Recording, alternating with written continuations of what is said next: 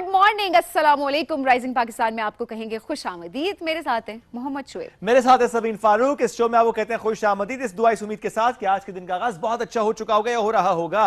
Monday मुबारक, it's a new day, it's a new week. Let's start with the good energy.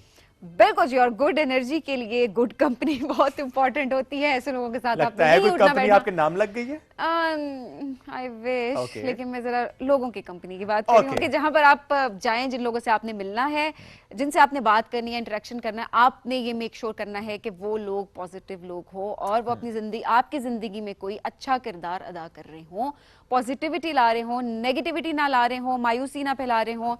ये बहुत ज्यादा important होता है, मुझे ऐसा लगता है। आपको बिल्कुल ठीक लगता है। सभी कुछ कंपनीज ऐसी होती हैं जिसमें आप जब बैठते हैं तो आप एनर्जेटिक होके वहां से निकलते हैं, और कुछ कंपनीज ऐसी होती हैं जहां से जब आप उठ के जाते हैं तो आप बहुत ड्रेन्ड फील करते हैं। सो वो कंपनी बहुत मैटर करती है जिसमें आपने अपना वक्त गुजारा होता है। The most precious thing you are having and that you can give to somebody is your time.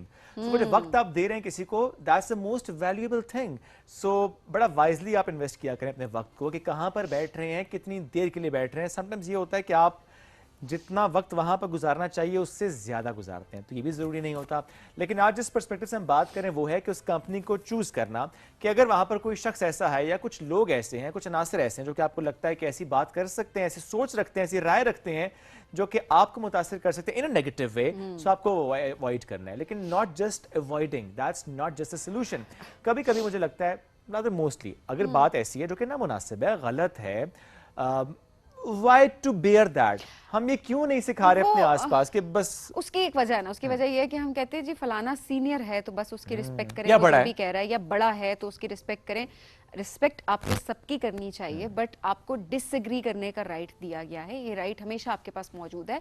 सो आपने ये मेक श्योर करना है कि जहां पर कोई भी बात आपको अनएथिकल लग रही है, अनप्रोफेशनल लग रही है, या आप उस बात से डिसएग्री करते हैं, तो पोलाइटली, रिस्पेक्टफुली आप उस बात से डिसएग्री करें। ये बहुत इंपॉर्टेंट चीज है। अदरवाइज आपकी आपकी आपकी बाउंड्री जो है ना, लोग बहुत बुरी तरीके से इन्वेड करेंगे। सो अपने गिर्द जो है वो बाउंड्रीज क्रिएट करना, अपने प्रिंसिपल्स को सेट करना, ये बहुत इंपॉर्टेंट है। ये पर्सनली एंड प्रोफेशनली, ये दोनों जो चीजें हैं उसमें जरूरी है, उन दोनों के अंदर बहुत इंपॉर्टेंट। अच्छा मुश्किल होगा, let's be very honest, initially it's very difficult to set your boundary. हाँ, they'll judge you, प्लस माहौल ऐसा नहीं है ना, इसमें आप सेट नहीं करते बाउंड्रीज को। बट माहौल ऐसा भी नहीं कि जहां पर एक गलत बात आपको गलत लग रही है, वो जनरली भी गलत है, तो उसके लिए कोई उठ के बात करेगा आपके लिए कि नहीं, स्पेसिफिक जेंडर को या इस तरह से किसी को कुछ कहा गया है, वहां पर आपको खुद अपने लिए आवाज उठानी है। आपको खामोश नहीं बैठना, उस चीज को नॉर्मलाइज आपने नहीं होने देना इन एनी केस। क्यों मैं ये बात इस वजह से कर रही हूँ क्योंकि देखें, आज आप अगर ये चीज बर्दाश्त करेंगे या करेंगी तो आप ये एग्जाम्पल सेट कर रहे हैं अपने आने वालों के लिए। सो आपके बच्चे जब बड़े हो रहे हैं, वो जब उस एनवायरनमेंट में जाएंगे, आपने एक चीज को नॉर्मलाइज करते आए, आपने उस चीज को स्नब नहीं किया, आपने डिसएग्री नहीं किया, आपने लोगों को नहीं बताया कि वो चीज गलत है, तो ऑब्वियस सी बात है वो चीज नॉर्मलाइज होगी और कल को आपके बच्चों को, हमारे बच्चों को वो चीजें फेस करनी पड़ेंगी। मैं कहता हूँ उस वक्त का तो वो वक्त वाले जाने, फिलहाल आप बर्दाश्त ना करें। अपनी जिंदगी को क्यों आपने अजाब में डालना है, तो बेहतर है कि उसको फिक्स करें, चीजों को बेहतर करें and set your boundaries in a very respectful way. Anyways ये बढ़ते हैं आगे। इससे पहले कि हमारी बात और तवील हो जाए, हम बढ़ेंगे एक ब्रेक की तरफ। जब ब्रेक हमारी से बातें खत्म नहीं होती, हमारी बातें खत्म नहीं होती, लेकिन हमारे शो का वक्त खत्म हो जाता है, सेगमेंट का वक्त खत्म हो जाता है। उस वक्त को बचाते हैं, ब्रेक की तरफ जाते हैं, वापस आएंगे, मेहमानों से कराएंगे आपकी मुलाकात। Stay with us, this is rising Pakistan.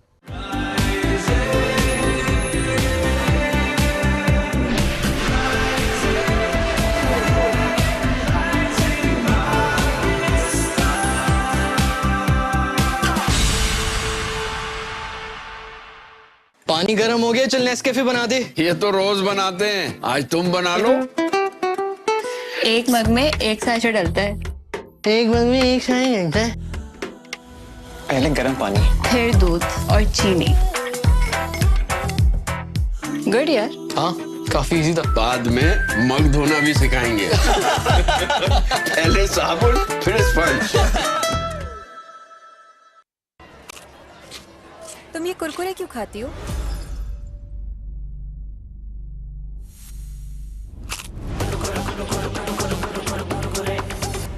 ऐਵੇਂ ही तो नहीं ना फिर?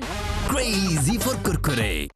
भूल ये हुई है मुझसे थोड़ा सा कुछ दिल में रह गया। क्या करो? सेट करो खास चाय बना के तुम्हारा मूड। समझते हैं एक दूसरे को, इसीलिए बने हैं एक दूसरे के लिए। जैसे चाय को समझे सिर्फ नेस्ले एवरीडे। From Nestle. सितारा तो है, मगर थोड़ी धूल हटाने की देर। फिर देखो कैसे चमकता है। अंदाज तो बहुत अच्छा है, तो दिखा दो दुनिया को। जीत लो सबके दिल। बता दो दुनिया को सुर की ताकत। देखा, आई दिल से आवाज।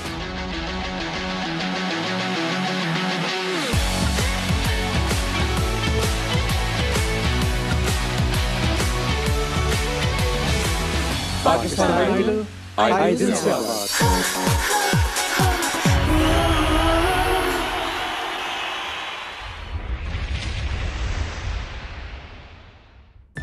EcoStar TV. Your world, your way.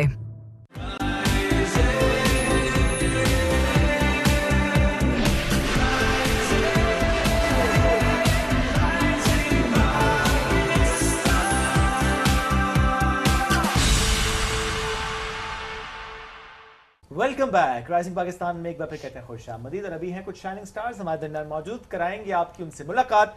Team है फॉक्सट्रॉट, ताल्लुक है इनका जीके यूनिवर्सिटी से, और इन्होंने रिप्रेजेंट किया अपने मुख्तलिफ प्रोजेक्ट्स पाकिस्तान में भी और पाकिस्तान से बाहर भी। एक इनका प्रोजेक्ट था, वो काफी बड़ा ड्रोन था, वो हमारे पास इस वक्त नहीं है। वो इन्होंने प्रेजेंट किया था USIMA की चैलेंज 2025 में। और एक और ड्रोन जो कि इस वक्त हमारे पास मौजूद है, ये भी बड़ा लेकिन उस बड़े वाले भाई से छोटा है, और ये थोड़ा थोड़ा सा उनसे मतलब उन जितना ही लग रहा होता है हमें। नहीं, बिल्कुल बिल्कुल ऐसा ही नहीं है। नहीं, this is also big one।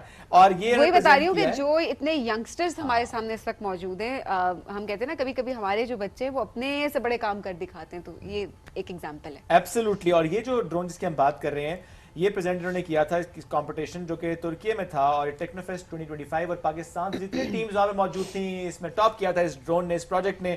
सो आज इस ड्रोन की कहानी आपके सामने रखेंगे। जो मेहमान साथ मौजूद हैं, वैसे तो फॉक्सट्रॉट टीम में 50 से ज्यादा लोग हैं, लेकिन अभी 3 हमारे साथ मौजूद हैं। BS mechanical engineering 3rd year student है, मल्टीमीडिया हेड है मोहम्मद इब्राहिम अफजूल ज़का। अस्सलाम वालेकुम, गुड मॉर्निंग। वालेकुम सलाम। Great to have you Ibrahim. साथ मौजूद है BS सॉफ्टवेयर इंजीनियरिंग की 3rd ईयर के स्टूडेंट हैं राबीन बतूल, और आप इस टीम में सॉफ्टवेयर डेवलपमेंट हेड के तौर पर काम करें। अस्सलाम वालेकुम एंड गुड मॉर्निंग। राबीन, आपके अलावा कितनी फीमेल स्टूडेंट्स हैं इस टीम में? यहाँ पे हमारे पास 16 female students. Okay, that's great, अच्छी रिप्रेजेंटेशन है। And then we have BS AI के 3rd ईयर के स्टूडेंट हैं और डॉक्यूमेंटेशन हेड हैं इस टीम के, उमर खान। अस्सलाम वालेकुम खान साहब। मुझे क्यों लगता है कि आप सब में सबसे ज्यादा मेहनती और सीरियस उमर है? क्या मुझे गलत लग रहा है ये आप तीनों के दरमियान की बात हुई है, हो सकता है 50 में और भी ऐसे। नहीं, मैं आपकी अभी मैं आप तीनों की बात कर रही हूँ। मुझे ऐसा लगता है कि शायद ये ज्यादा सीरियस और वो है। नहीं, इक्वल कंट्रीब्यूशन है सबकी। नहीं कंट्रीब्यूशन तो इक्वल होगी मेरे भाई। मैं तो ये बात कर रही हूँ कि कुछ एक टीम में कोई एक टीम मेंबर ऐसा होता है सीरियस है ना, वो आए नहीं, वो सीरियस है, वो आए नहीं अभी। नॉन सीरियस आगे, काम में ज्यादा सीरियस। एग्जैक्टली, बिल्कुल। काम में हम भी सीरियस।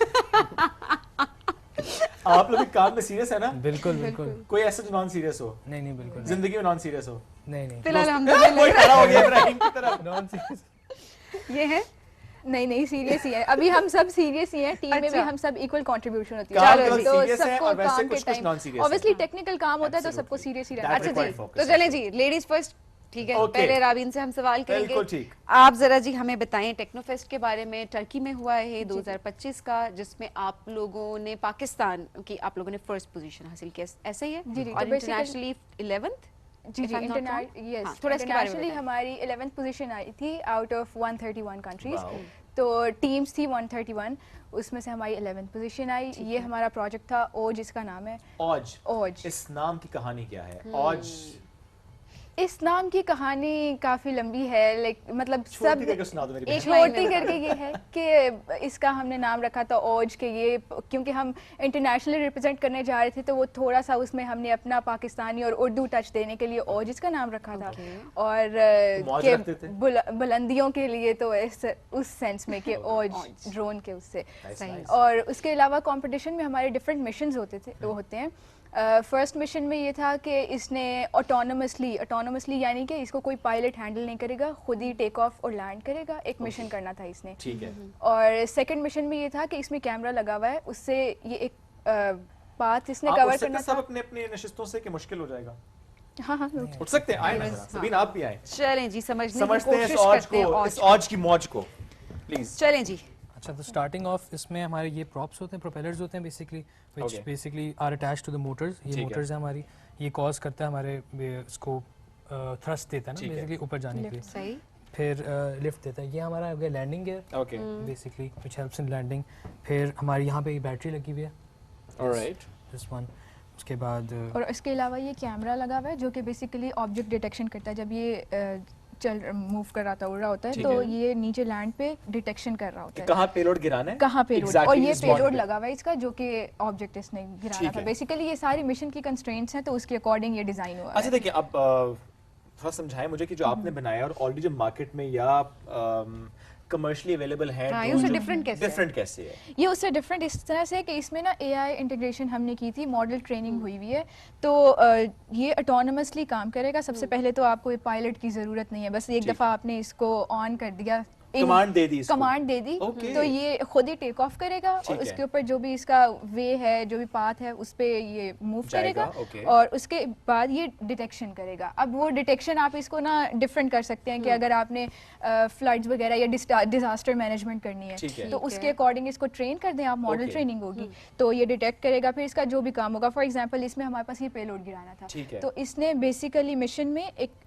ट्रायंगल डिटेक्ट करना था Okay. और उसके ऊपर लैंड करके ये पेलोड गिरा देना। ऑपरेट कैसे होता है, रिमोट से? नहीं, ऑटोनोमस है ये बिल्कुल। नहीं, आप इसमें command वो कहाँ है से कि देनी है? एक दफा कमांड बस एक दफा ऑन कहाँ कर से? दिया, कहाँ इसके से? अंदर ये सॉफ्टवेयर स्क्रिप्टिंग है। ये मैं ये जो हाँ, इसका हाँ। है ना जेटसन Okay. और नैनो, इसमें आपका एआई जो एमएल मॉडल होता है ना, ठीक है। जिसके अगर थोड़ा सा detection- इब्राहिम इस हाँ, तरफ होइएगा। आप इस तरफ आएं। आप भी इस तरफ हो जाएं, कैमरे से इस तरफ। ऐसे। आप बताएं। इसमें मॉडल ट्रेन होता है। ठीक है। मतलब जो मॉडल हम ट्रेन करके इसमें फिर हम दे देते हैं। ये बेसिकली ब्रेन्स है इसका, ओके, ऑब्जेक्ट डिटेक्शन के लिए। ठीक है। जैसे आप सपोज सर्कल डिटेक्ट करना है ना, तो वो Okay. मॉडल हमने पहले से ट्रेन किया होगा लैपटॉप के ऊपर, ठीक है। तो फिर वो इसमें हम फीड कर देते हैं। सो लैपटॉप पे आपने सारा डिजाइन किया, इसमें फीड कर दिया, उसके बाद ये भाईजान खुद जाएंगे। फॉर एग्जांपल इसने किसी और जगह कुछ चिट्ठी दे के आनी हाँ। किसी को, तो जाएगा। बिल्कुल अच्छा, चिट्ठी कितना नहीं, कितना detection लोड के लिए ये use वेट होगा। कितना और लोड जो कितना आप बर्दाश्त कह रहे हैं ना करता कि है? जहाँ पे जाना है पैरामीटर्स, kgs, वो हम टेलीमेट्री के थ्रू जो टेली लगी हुई है ये वाली, वो लैपटॉप से सिग्नल्स जाते हैं इसको। ठीक है, और एक बार चलेगा। लैपटॉप के ऊपर हमारे एक मिशन प्लानर सॉफ्टवेयर है, उसके ऊपर हम मिशन प्लान करते हैं, Okay. जियो फेंसिंग करते हैं, और फिर उसके ऊपर ये ड्रोन यानी मिशन प्लान किया आपने कि ये जाएगा, Point A से एग्जांपल point B से। F7 जाएगा, स्ट्रीट नंबर 24 में जाएगा और इस घर में ऊपर जाके एग्जैक्टली लेटर पिज्जा ड्रॉप का। हाँ, पिज्जा नहीं, मैं इसलिए कह रही हूँ क्योंकि 4 किलो वजन ये बर्दाश्त कर सकता है ना। फिजिक्स से लजानिया भी ऐड कर। लजानिया भी ऐड हो सकता है, तो मतलब वो कोल्ड ड्रिंक भी Please, ऐड हो सकती है, तो बहुत सारी चीजें। ओके, जीपीएस है। ठीक हो गया। अच्छा, इसका अपना वेट 4 केजी आपने बताया है। 4 kg जी। नहीं नहीं, इसका अपना वेट इसका अपना अपना weight weight भी 4 7 kgs है। 7। ओके, सही, ओके। अच्छा, तो ये फिर जब आप लोग इस फेस्ट में गए और आपने वहाँ पे जरा इसको डेमोन्स्ट्रेट भी किया होगा, जी जी। सो जो बाकी टीम्स थी उनके प्रोजेक्ट्स क्या वो मिलते जुलते थे इससे?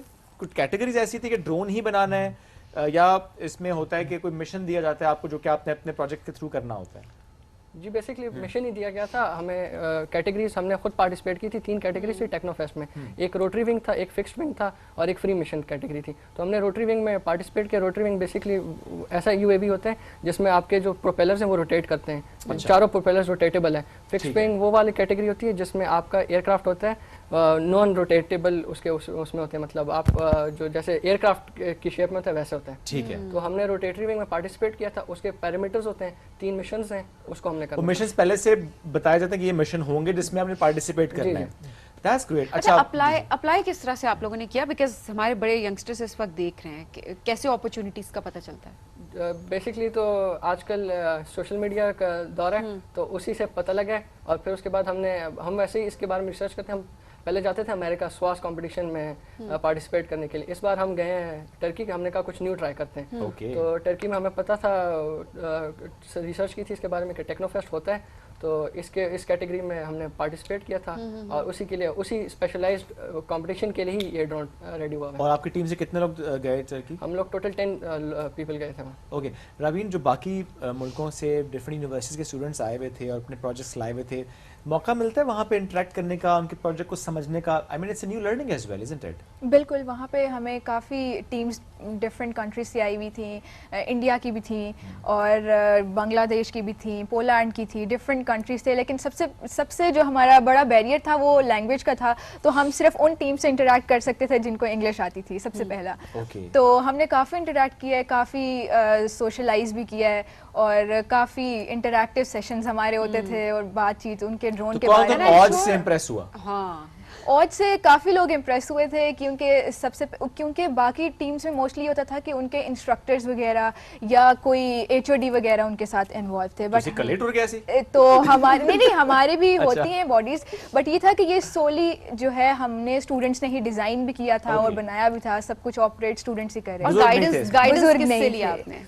ये हमारे सीनियर्स ही करते हैं और ये हम हाँ इस तरह से नहीं है कि कोई इंस्ट्रक्टर हमारे साथ इंस्ट्रक्टर मेंटोर कोई भी नहीं होता, आप लोग आपस में इसको कर रहे हो? Student led entirely from the सिरे से, सब कुछ स्टूडेंट से ही होता है। और अच्छा, बिकॉज मैं ये भी देख रही हूँ कि फाइनेंसेस भी इसके अंदर इन्वॉल्व हैं, वो कैसे? बिकॉज स्टूडेंट्स के लिए सबसे पहली चीज़ ये होती है रिसोर्सेज नहीं है तो हम कैसे कोई प्रोडक्ट बनाएं। आप लोगों ने किस तरीके से मैनेज किया और इस पे कितनी कॉस्ट है?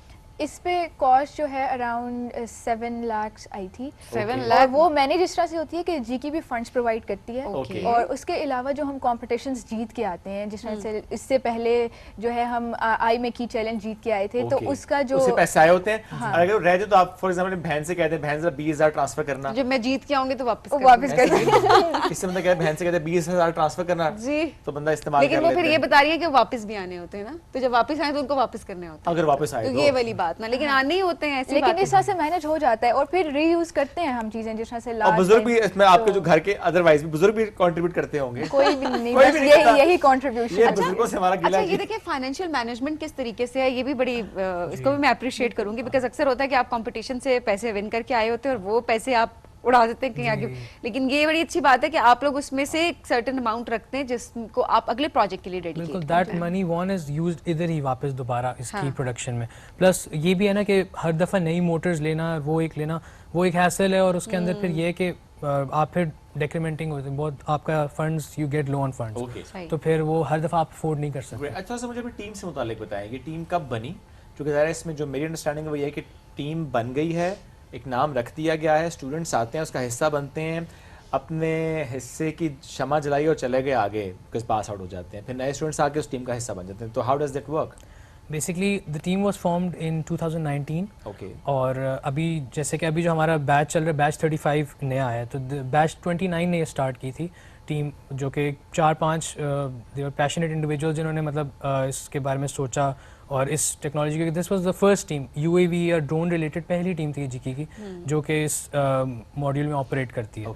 तो उन्होंने फिर स्टार्ट किया और फिर आहिस्ता आहिस्ता फिर हमारी इस तरह होता है कि साल में 2 दफ़ा शुरू में इंडक्शंस होती हैं, तो इसमें फिर नए मेंबर्स आते रहते हैं जो नए बैचेस के होते हैं ना मेंबर्स, तो उनको फिर हम इंडक्ट करते रहते हैं। डिफरेंट प्रोजेक्ट्स पे आप लोग काम कर रहे हो? बिल्कुल, हमारा इस तरह ही होता है कि हर साल 1 या 2 1 नेशनल एंड 1 इंटरनेशनल कंपटीशन। अच्छा जरा नेशनल कंपटीशंस के बारे में भी बताएं, कितनों में पार्टिसिपेट किया? रीसेंट आपका कौन सा? जैसे एक हमारे पास था ना US IMA की challenge 2025, that was national level. जी उसमें ये था कि वो नस्ट में होता है और उसमें हम लोग गए थे दिस ईयर इन अप्रैल और माशाल्लाह we were the champions there. Great. Out of 26 teams, जो कि पाकिस्तान की हर यूनिवर्सिटी उसमें नस्ट थी, जीकी की भी अपनी 2 टीम्स थी, हमारे अलावा एक और टीम भी थी, और जिसमें आई थिंक वो कुछ रोबोटिक्स का भी होता है।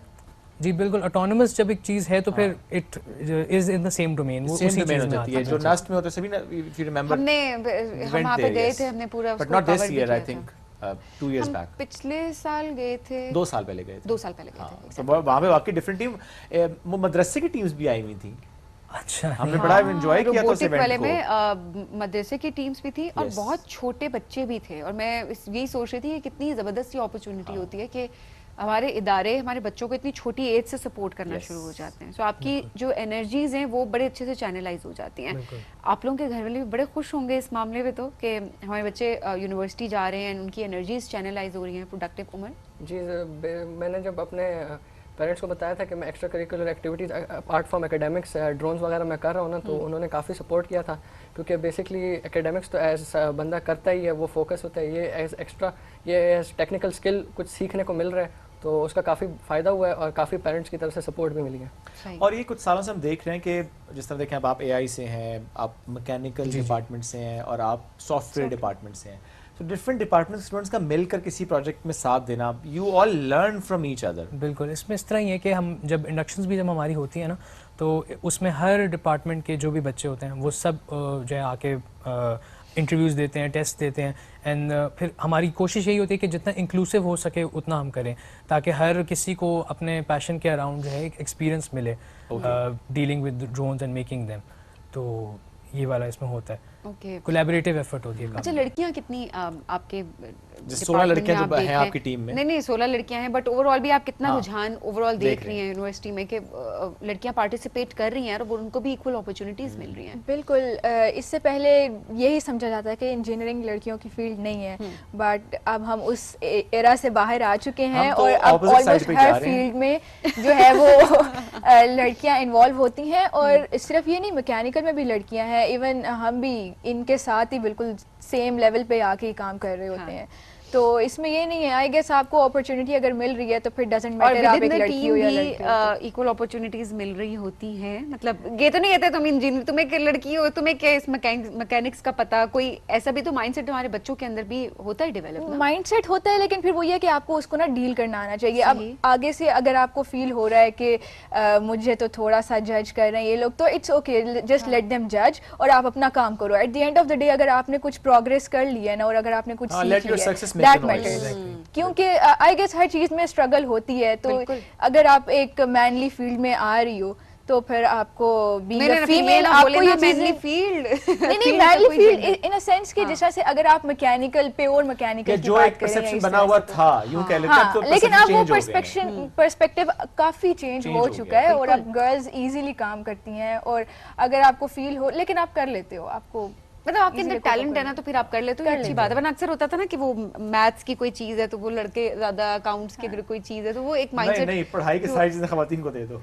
इनिशिएटिव आपको ले लेना चाहिए, इसमें वो नहीं है। आपको अगर आप इनिशिएटिव लेना चाहते हो आप ले लो, स्ट्रगल होगी लेकिन at the end of the day आप उसको कर लोगे। That's very true. कौन सा नया प्रोजेक्ट आप कुछ ऐड करना चाहते हैं? सेकेंडली आप जो कहते हैं टैलेंट वाली बात, इट्स नॉट मतलब बिल्कुल टैलेंट पे, क्योंकि जब हम आते भी हैं ना नए बच्चे, तो उनको शुरू से सब कुछ इसके बारे में सिखाते हैं। लाइक सीनियर्स और जो हम हेड्स होते हैं उनको सारे इनके ब्रीफिंग सेशंस होते हैं, पूरी कह लें क्लासेस ही कह लें होती हैं, जिसमें उनको प्रॉपर पता चल जाता है। ड्यूरिंग द फर्स्ट ईयर उनकी ये सेशंस ही होते हैं जिसमें वो लोग सीखते हैं, उसके बाद एप्लीकेशन उनकी सेकंड थर्ड ईयर में।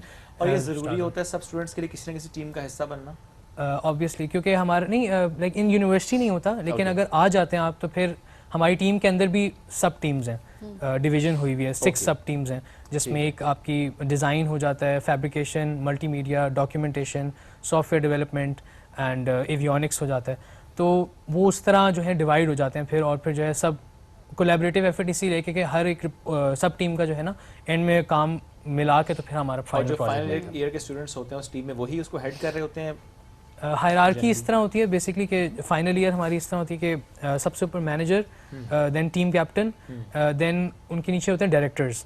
ये फाइनल ईयर के हमारे होते हैं। उसके बाद हेड्स आते हैं which are from third year, और फिर सेकंड ईयर में हमारे सब हेड्स होते हैं और फर्स्ट ईयर वाले हमारे मेंबर्स होते हैं। तो इस तरह फिर बड़ा प्रोसेस है ये तो, और जी वो सारा सेग्रीगेट हुआ। तो आपको मेंबर से स्टार्ट करना पड़ेगा। बिल्कुल जी, फिर आहिस्ता आहिस्ता ऊपर जाएंगे। तो सिफारिशें तो नहीं चलती ना, मतलब हेड बनने के लिए? और नहीं ऐसी बात नहीं ऐसी बात नहीं, लेकिन वो तो आपके काम से बनना पड़ेगा। आपको हेड सिफारिश से बन तो जाएंगे, फिर काम तो करना पड़ेगा।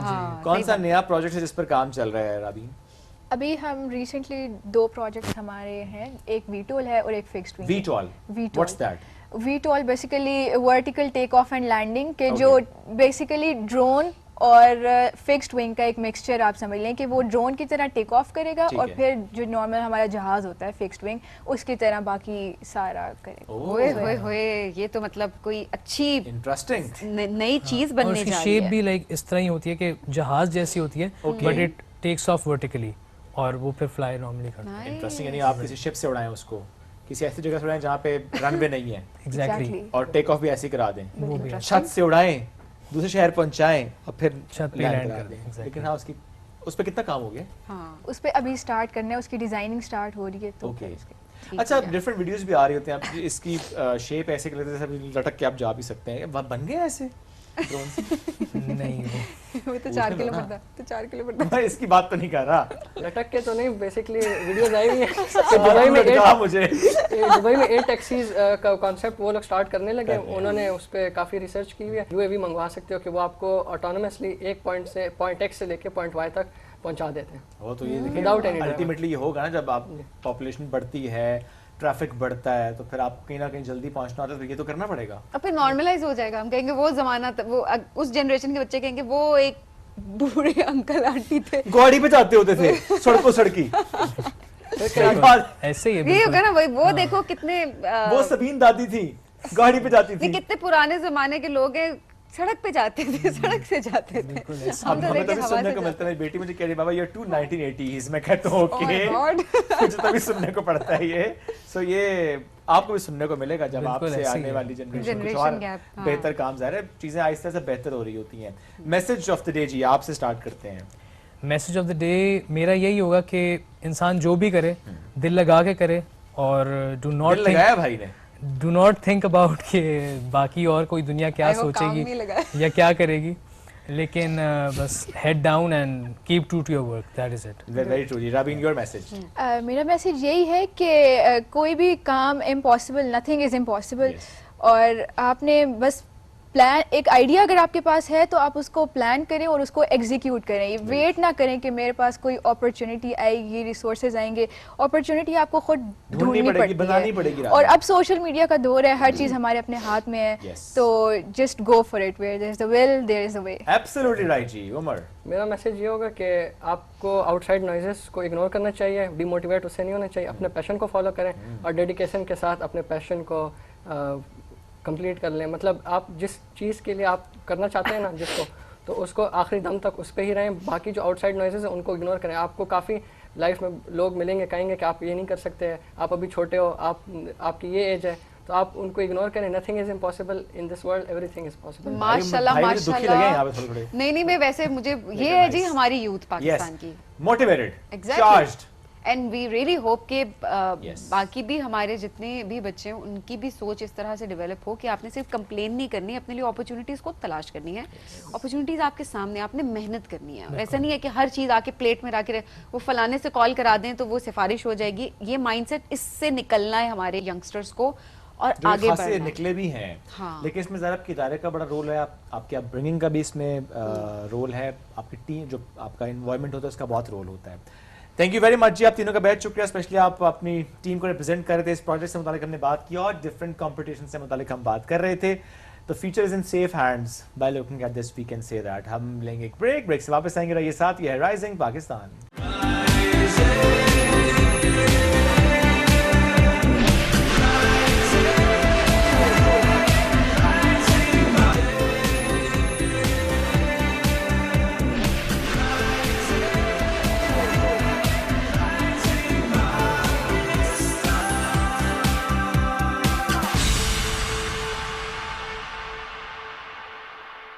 तो ऐसे लिस्ट ऑब्वियसली इस हिसाब से लंबी है, उसकी तरह पे डॉक्टर साहब ये जो वोकल कॉर्ड्स की आपने बात की है, जरा थोड़ा सा इसको एलैबोरेट करें कि बाकी क्योंकि डिसऑर्डर इसको नहीं समझा जाता, तो आई रियली वांट कि इसको आप थोड़ा सा एलैबोरेट कीजिए। क्योंकि अक्सर आवाज़ तो ठीक है, बच्चे की आवाज़ है, कोई नहीं पतली हो गई या मोटी आवाज़ हो गई, वक्त के साथ हो जाती है जब बच्चा बड़ा हो रहा है या फिर आप जब एजिंग की तरफ जा रहे होते हैं। थोड़ा सा ये बताइएगा कि एबनॉर्मेलिटी किसको कंसिडर किया जा सकता है? मैं आपको बताती हूँ। इसमें देखिए कि जैसे क्लास 5 तक के बच्चों की ना आवाज़ की एक ही फ्रीक्वेंसी और एक ही डेसिबल्स इंटेंसिटी होती है, यानी लाउडनेस और पिच एक जैसी होती है। तो उस एज तक तो आप डिस्क्रिमिनेट नहीं कर सकते कि ये लड़का बोल रहा है या लड़की बोल रहा है, but with the passage of time as mature हो जाती है और वॉइस भी मैच्योर होती है उसके साथ साथ। जैसे जैसे वॉइस मैच्योर होती जाती है तो आपकी आवाज़ में एक एज और जेंडर के अकॉर्डिंगली वो स्पेसिफाई हो जाती है, और फिर एज और जेंडर के अकॉर्डिंगली ही आवाज़ होनी चाहिए, तो वो कंसिडर की जाती है नॉर्मल। और एक आवाज़ में रफनेस, होर्सनेस, ब्रीदीनेस, ये सब चीज़ें आना शुरू हो जाएं, कोई बहुत ज़्यादा नाक में बोल रहा हो, तो वो आवाज़ ऐसी कोई जो आपकी एकदम से अपनी तरफ अटेंशन डाइवर्ट करे। अभी मैं आपसे नॉर्मल बोल रही हूँ, अगर मैं ऐसे ही नाक में बोलना शुरू कर दूँ तो आपको लगेगा कि ये आवाज़ ठीक नहीं है इस पर्सन ये की। डिसऑर्डर है नाक में This बोलना। is a नहीं, इस वजह से disorder. क्योंकि लोग कहते हैं अच्छा ये तो बोलती है ऐसे, इसकी आदत है, ये नेचुरली ऐसे बोलते हैं। एक्चुअली हम उसके साथ अपनी ईयर्स को डेवलप कर चुके होते हैं, हम उसको एक नॉर्मल उसके पर्सनैलिटी का हिस्सा उसको बना लेते हैं। वेयर एज अगर उसकी ये स्किल इम्प्रूव कर दी जाए तो आजकल तो कम्युनिकेशन का ज़माना है, बिल्कुल। तो अच्छी कम्युनिकेशन स्किल होगी अगर हम उसकी वॉइस को इम्प्रूव कर लें तो पेशेंट। अब हम इसको ज़रा डिफरेंशिएट भी करते हैं, बच्चों से आगाज़ करते हैं। वो बच्चे जो कि क्लैरिटी से नहीं बात करते, 6-8 साल 9 साल, जबकि हमें लगता है कि अब बच्चा 3-4 क्लास में ठीक बोलना चाहिए, इसको क्लैरिटी से बात करनी चाहिए, लेकिन मम्बलिंग भी कर रहा होता है, क्लैरिटी से नहीं बोलता, सेंटेंस स्ट्रक्चर पूरा उसका नहीं होता। So is that a point जब स्पीच थेरेपिस्ट की ज़रूरत होती है? डेफिनेटली आपको हर उस जगह पे देखें, स्पीच डेवलपमेंट तो आफ्टर द बर्थ स्टार्ट हो जाती है ना, जब बच्चा when has a first cry, तो क्राई से आपके वोकल कॉर्ड्स डेवलप होना शुरू हो जाते हैं। फिर आप 1 ईयर पे जाके सिंगल वर्ड्स बोलने लग जाता है बच्चा, मामा, बाबा, आजा, दे दे, इस तरह के छोटे छोटे वर्ड्स, अल्लाह वगैरह जो हम सिखा लेते हैं। फिर उसके बाद जो है बच्चा एज के साथ स्पीच में मैच्योर करता है, तो आपने ये देखना होता है कि कहाँ पे वो माइलस्टोन लूज़ कर रहा है। हम अल्हम्दुलिल्लाह जो बड़े सिटीज़ हैं पाकिस्तान के, उनमें काफ़ी अवेयरनेस है, लोग 2 इयर्स तक बच्चे हमारे पास ले आते हैं, लेकिन कई जगहों कई दफ़ा ऐसा होता है कि बहुत एज ज़्यादा हो जाती है और वो डिसऑर्डर, तोतलापन जिसे कहते हैं, वो मौजूद रहता है, या हकलाहट बहुत बढ़ जाती है, फिर उसको रिवर्स करना डिफ़िकल्ट हो जाता है। जितनी जल्दी प्रॉब्लम को लेके जाएंगे, जितनी जल्दी उसको असेस कराएंगे और प्लान को फॉलो करेंगे, उतनी अच्छी इंटरवेंशन होती है। ओके, हकलाहट के बारे में लोग कहते हैं नहीं जी वक्त के साथ साथ ठीक हो जाएगी, या कहते हैं नहीं वैसे तो ठीक बोलता है, कभी कभी हकलाता है। इन दिस केस क्या करना चाहिए? हकलाहट वक्त के साथ खुद से ठीक नहीं होती। रिसर्च सेज कि तकरीबन 12 साल की उम्र के बाद 75% of children they do come out of stammering, but कोई भी 25% हो सकता है। तो इसलिए आपको अर्ली इंटरवीन करना बहुत ज़रूरी है, ताकि आपको पता चल सके कि ऐसा ना हो कि आप उन 25% में डाइवर्ट हो जाएं, जबकि आप हों एक्चुअली 75% वाले, कि आप ठीक हो सकते हो। तो क्योंकि हकलाहट का ताल्लुक हमारी साइकी से है, जब आप हकलाते हैं आपको उसी तरह का रिएक्शन मिलता है अपनी एनवायरनमेंट में। जिन लोगों से आप बात कर रहे हैं वो अगर थोड़ा सा ऐसे फ्राउन करके भी आपको देखेंगे ना, तो आपको लगेगा कि हमसे कुछ गलती हुई है। इनफैक्ट आप खुद भी कॉन्फिडेंट फील नहीं करते, आप कम्युनिकेट नहीं कर पाते जिस तरीके से आपको एक्सप्रेस करनी चाहिए अपनी फीलिंग्स को। सो उस पर्सपेक्टिव से तो जाहिर सी बात है वो, और उसकी भी सर्टेन रीजंस हैं आगे जिसको ट्रीट करने की जरूरत होती है। बेसिकली इट इज साइकोलॉजिकल, और ये एक बिहेवियर है जो डेवलप हो जाता है और स्ट्रेंथन होता चला जाता है, और फिर ये एक डिसऑर्डर में कन्वर्ट हो जाता है। तो इसलिए इसका early intervention is very important. क्या इसमें ये भी होता है कि आपका माइंड बहुत तेज़ी से चीज़ों को प्रोसेस कर रहा होता है, इन्फॉर्मेशन को आप ज़्यादा इन्फॉर्मेशन एक्सप्रेस करना चाहते हैं बहुत जल्दी में, and that's why it happens? Well it's not like that. ये बेसिकली जो होते हैं ना छोटे बच्चे, जैसे 2 to 3 years या 2 to 5 years तक के बच्चे होते हैं, वो बहुत ज़्यादा प्रोसेस कर रहे होते हैं। एकदम उनको इंफॉर्मेशन बूस्ट मिलता है व्हेन दे स्टार्ट वॉकिंग, तो उस टाइम पे जब वो बोल रहे होते हैं दे डू रिपीट, क्योंकि न्यूरोमोटर अभी मैच्योरिटी नहीं होती स्पीच की, तो इस वजह से वो रिपीट करते हैं कुछ पार्ट ऑफ द वर्ड, जैसे मामा मामा मामा पानी दे दें, लेकिन वो नॉन स्टिकी रेपिटेशन होती है। अगर हम वहीं से सही कर लेंगे, अगर माँ ये कहेगी ना, ओह ये कैसे बोल रहा है, ये ठीक नहीं बोल रहा, आराम से बोलो बेटा, टेक योर टाइम, तो ये जब कहना शुरू हो जाते हैं तो बेसिकली पेरेंट्स हेल्प कर रहे होते हैं, लेकिन एक्चुअली वहाँ से स्टैमरिंग डेवलप होना शुरू हो जाती है। तो ये नहीं कहना, ये नहीं कहना, क्योंकि उसके माइंड में रजिस्टर हो जाएगा। तो क्या कहना है? बस उसको सुनना है पूरा, ठीक है, give him time to complete, और फिर उसको आपने स्लो एंड इजी वे में रिपीट करना है। हाँ, ये हमने सुना है कि आप उसी जुमले को बस बिल्कुल अनइंटेंशनली जैसे लगे आपने रिपीट किया, ताकि बच्चे के माइंड में भी वो चला जाए। वो प्रेशर मेरा ख्याल है जब बिल्ड होता है, क्योंकि डॉक्टर साहब मुझे याद है कि स्कूल टाइम पे ये होता था कि जिन अक्सर बच्चे हकलाते थे, नॉर्मली नहीं हकलाते थे, बट ये होता था कि एकदम से रीडिंग के लिए अगर कह दिया जाए कि ये पैराग्राफ पढ़े, जब वो रीडिंग करने लगते थे तो वो स्टैमरिंग करते थे, नॉर्मली वो ठीक होते थे। तो ये प्रेशर जो है वो भी बिल्ड होता है आपके माइंड में। बेसिकली बिल्कुल ऐसे होता है कि जहाँ पे थोड़ी सी स्ट्रेसफुल सिचुएशन होती है तो वहाँ पे स्टैमर ज़्यादा हो जाता है अक्सर लोगों को। अच्छा, सक्सेस स्टोरीज अगर आप हमसे शेयर करना चाहें, कोई 1-2, वक्त हमारे पास क्योंकि मुख्तसर है, क्योंकि लोग अक्सर ये कहते हैं कि अब ये बच्चा है हमारा, ऐसा लेकर जाएंगे थेरेपी से क्या हो जाएगा, आज भी ये माइंडसेट मौजूद है। सो थोड़ा सा हमें बताइएगा ताकि लोग इनकरेज हों और लाएं थेरेपी के जी लिए। बिल्कुल, हमारे बहुत सारे केसेस ऐसे हैं स्टैमरिंग की, जैसे हम बात कर रहे हैं, जिनको हमने अर्ली इंटरवीन किया है, तो अल्हम्दुलिल्लाह they are out of it. जैसे आर्टिकुलेशन डेफिसिट्स मैंने आपको बताया, तोतलापन अगर अर्ली एज में और कोई स्ट्रक्चरल प्रॉब्लम नहीं है या कोई न्यूरोमोटर प्रॉब्लम नहीं है तो वो 100% रिकवर हो जाता है। Mail with the female voice अक्सर इशू होता है कि लड़के लड़कियों की आवाज़ में बोल रहे थे एडोलेसेंट एज के बाद या ड्यूरिंग एडोलेसेंस, तो वो पिच उनकी सेट हो जाती है, उनकी आवाज़ क्लियर की जा सकती है और इसमें 100% रिकवरी होती है।